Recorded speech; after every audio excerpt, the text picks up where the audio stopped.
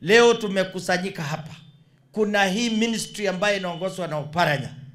Tunataka leo tukikusanya whatever tutakuwa tumeshirikiana na nyinyi. Hii ministry lazima ije chini isaidie wamama Ikolomani ndio wafanye biashara.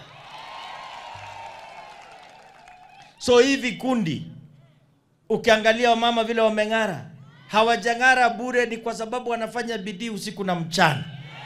Sasa mimi nimetembea na ninataka tufanyie nyinyi kazi. Na niko na marafiki wengi wa bunge hapa.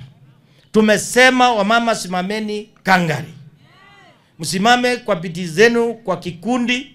Leo tutakusanya na leo tutasanya vizuri ili wamama Ikolomani waende mbele.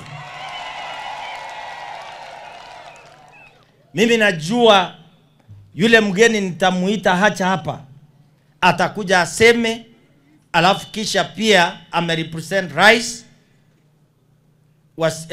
wa taifa letu la Kenya, kwa sababu president pia anachali akina mama. Ikolomani, mbunge wenu huyu ni 100% tick.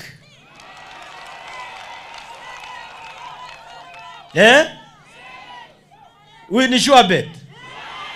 Shinali ni sure bet.